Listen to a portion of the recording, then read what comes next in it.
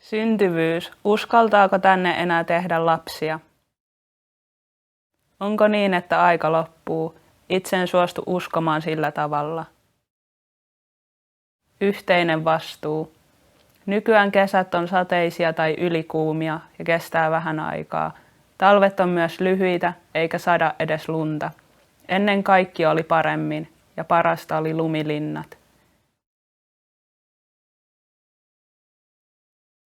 Se, miten ainakin itse mietin, mitä on vastamainokset, niin ne on niinku kantaa ottavia julisteita tai mainoksia, tai miksi niitä nyt sanoiskaan, jotka ottaa kantaa johonkin semmoiseen niinku, vaikka jonkun firman markkinoimaan tuotteeseen, joka jollain tavalla vaikka on ristiriidassa jonkun ympäristön tai luonnon hyvinvoinnin kanssa tai eläinten oikeuksien kanssa tai rikkoo sosiaalista oikeudenmukaisuutta, tukee vaikka jotain lapsityövoimaa tai tämän tyyppistä.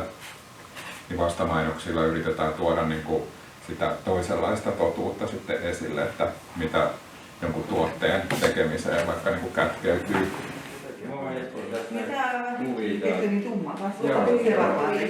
Oi ei!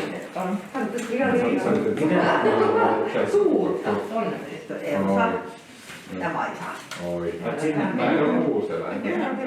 Paremmat ajat ovat vielä edessäpäin. Heikoimmista huolehtiminen. Meidän täytyy huolehtia meidän maapallosta, jotta jälkikasvu pääsisi myös nauttimaan luonnosta.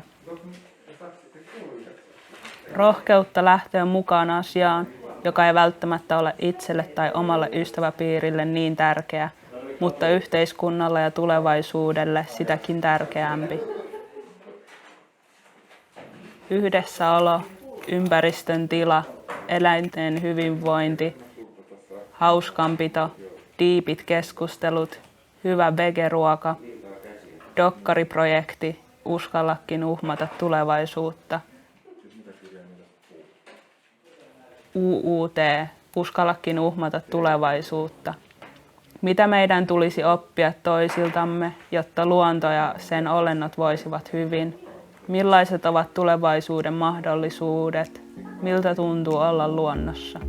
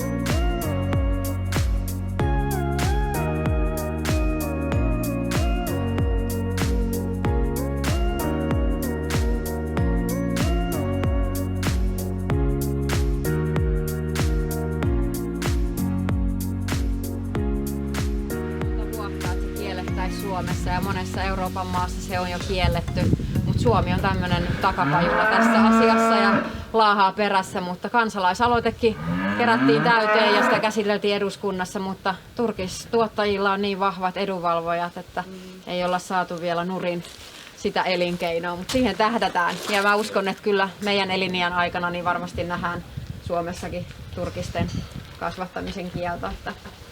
Mutta eikö sen pitäisi nyt tulla jotain lakeja, että niiden pitäisi niinku oikeasti huolehtia? Tai silleen, että eihän niin, se on hassua, että esimerkiksi kettua, jota pidetään eläintarhassa, niin sillä on ihan erilaiset tilavaatimukset kuin ketulle, mitä pidetään turkistarhalla.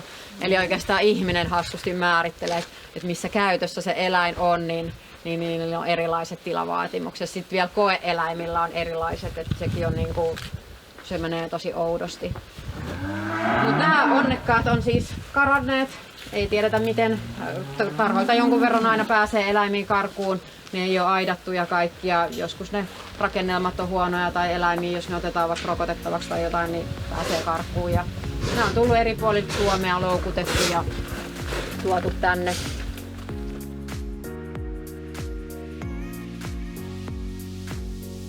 Pia Anttonen on Eläinsuojelukeskus Tuulispään perustaja. Tuulispää on perustettu 9 vuotta sitten. Tuulispää on maatila, joka on tuotantoeläinten turvakoti. Täällä on eläimiä, joilla ei ole muuta paikkaa. Tuulispäähän päätyvät eläimet, jotka ovat syystä tai toisesta joutuneet teurastajan lopetusuhan alle. Taikka eläinten omistajalle on tapahtunut jotain ja näin eläimillä ei ole ollut paikkaa. Eläinsuojelukeskuksessa on tällä hetkellä reilut 100 eläintä huostaan otettuna.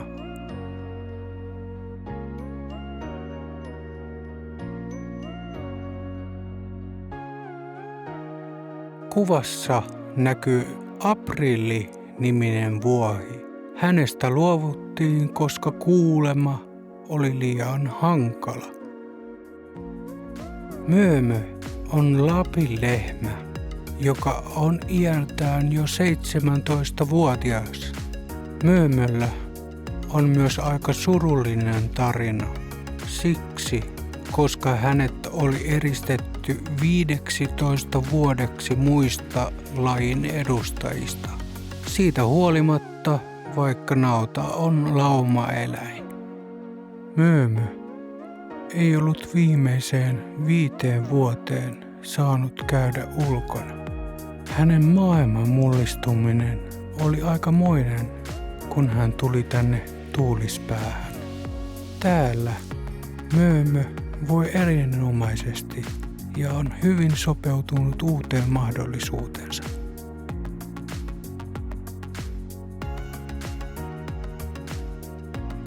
Normaalisti naudat lähtevät teuraaksi ja yleisesti ne ovat keskenkasvuisia. Jopa Suomessa naudat eivät saa elää niin kauan. Nauta kasvaa 4-vuotiaaksi asti täysikasvuiseksi, mutta naudat teurastetaan merkittävästi aikaisemmin. Näin tuotannon kustannuksiin ei menisi niin paljon ruokaa eli rehuja.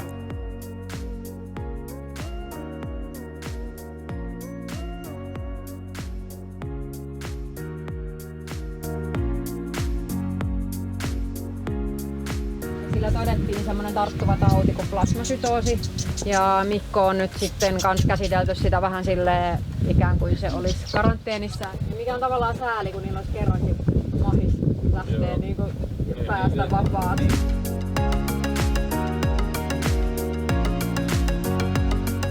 Joka päivälle on tarjolla paljon töitä, eikä kaikkia varmastikaan ehtisi 1 päivän aikana suorittamaankaan.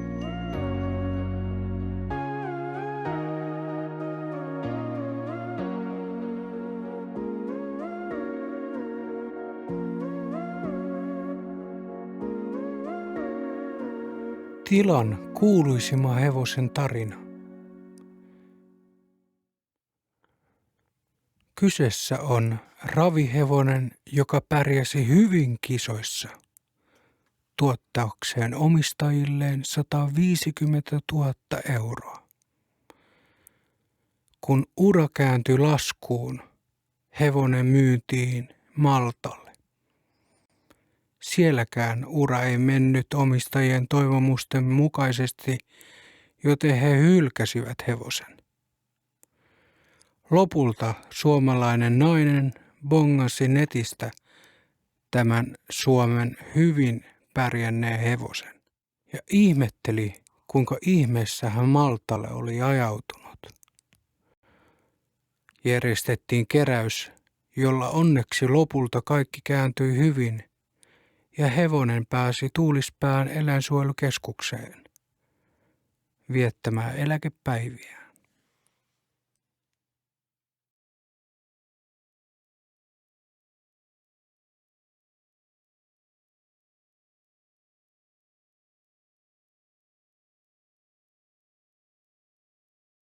Joo, eli Kritsiltä lähdettiin tällaisella hyvällä porukalla 10 ihmistä tonne Somerolla käymään eläinten turvakodissa ja sinnehän me päästiin näkemään eläimiä, mikä voisi olla sen mahtavempaa. Siellä ei tarvinnut osata mitään, saatiin tutustua sinne paikkoihin, eläimiin, tiloihin ja heidän toimintaan ja mistä se on lähtenyt käyntiin. Silleen. Kiva oli.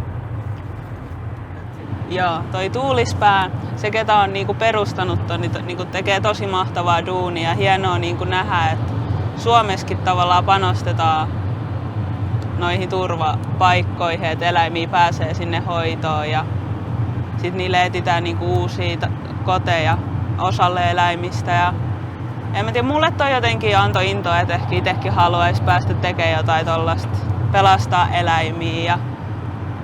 Ja on toi tosi terapeuttista päästä vaan niinku maalle eläinten keskelle ja sitten ne ketut oli niin söpöjä ja niinku näki kaikki uusia eläimiä, niin sekin oli tosi mahtavaa.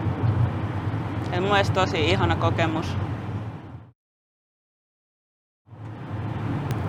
No mun unelma on vaan se, että niinku olisi oma kasvimaa, mistä saa niinku omat kasvit ja sit niinku ruuan. Ja sit omia kanoja, että sais sieltä sen lihan ja kananmunia ja tavallaan, että jengi rupeisi itse tavallaan kasvattaa. Kyllä mä niinku nytkin parvekkeella kasvatan niinku salaattia ja kaikkea, chiliä ja tavallaan, että itse rupeisi enemmän tuottaa, ettei tarvitsisi niinku käyttää mitään niinku noita isoja tuotantoyhtiöitä, jotka ei niinku noudata tavallaan niiden eläinten hyvinvointia tai sitten vaikka kasviksetkin, niihin laitetaan hirveästi kaikkia lisäaineita ja kaikkea niin kuin paskaa tungetaan, niin ei se ole niin kuin hyväksi ihmisillekään. Et keskittyisi just tavallaan siihen, että mitä syö. On maita tai kaupunkeja, missä ei ole luontoa. Ei ole paljon muuta kuin jotain istutettuja tekopensaita tai vastaavia. Että kyllä mulle ainakin on iso merkitys, jos menee metsään ja näkee, että naavaa kasvaa puusta ja muutenkin, että se on sellainen terapeuttinen meininki, menee edes metsään, vaikka ei tietäisi mikä terapia on, niin kun menee sinne, niin kyllä sellainen hikipisara lähtee, kun pääsee tuosta keskustoista pois. No en mä tiedä, osaako mitään sen hienompia tai kummempia elämäohjeita jakaa, mutta itseäkin on kiinnostunut noin vapaaehtoistyöt nimenomaan jossain niin kuin maatilalla tai löytöeläinkodissa. Mä oon aina kelannut, että se on tosi vaikea semmosiin päästä tai niin kuin, että kauhea paperihomma, sota tai jo. No ei ollut mua ennakkoluuloja sitä kohtaa, mutta tossa no on ihan selkeä, että sinne saa suoraan niiden sivuilta varata päivän kun menee sinne. Ja niin kuin toi, että jos on kynnys suuri lähtee etsimään, ei ole vaikka puheaikaa, ei ole puhelinta tai nettiä, niin näille Luontoliiton tyypeiltä Kritsille, se on muutenkin hyvä kohtaamispaikka, turvallinen ympäristö ja siellä saa olla oma itsensä ja siellä meille ja he kyllä ohjaa ja neuvoo niin kuin ainakin parempaa, missä voisi monella niin kuin olla. Että, Joo, että ottaa vaan niin kuin rohkeasti yhteyttä noihin paikkoihin, mihin voi mennä tekemään vapaaehtoisduunia tai mennä tutustumaan niihin paikkoihin. Et ei sitä välttämättä tarvitse mennä sitä duuniikaan tekemään, mutta niinku just käy tutustua, koska siitä niinku oppii niin paljon uutta ja saa niinku uutta tietoa. Tai sitten vaan heittää niinku takia päälle ja kengät jalkaan ja kävelee siihen viereiseen metsään ja menee niinku sinne tutustua, että mitä sieltä löytyy. Niin, et ei sen tarvi olla mitään ihmeellistä. Se, että vaan niinku tutustuu rohkeasti, niin kyllä se maailma avautuu. Kyllä. On ollut tosi vaikea ja huono elämäntilanne itsellä ja tässä on mennyt siihen tulevaisuuden suunnitelmaan pitkin ihan tosi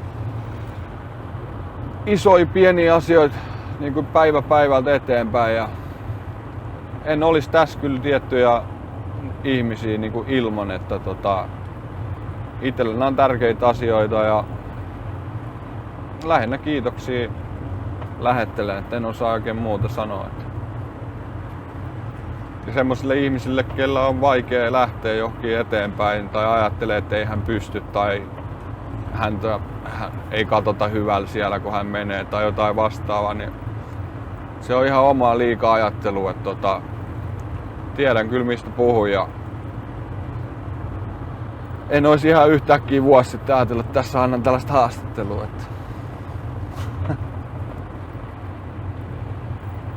Joo, siis kyllä mäkin niinku arvostan, että on saanut tällaisen mahdollisuuden.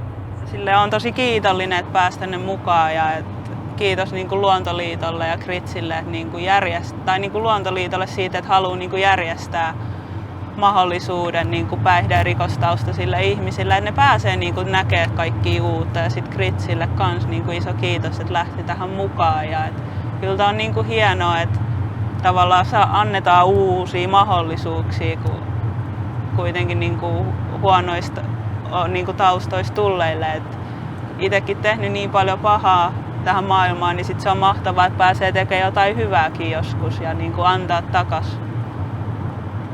Et kyllä tässä niinku on tosi jotenkin arvokkaassa asemassa, että on niinku päässyt tähän juttuun mukaan.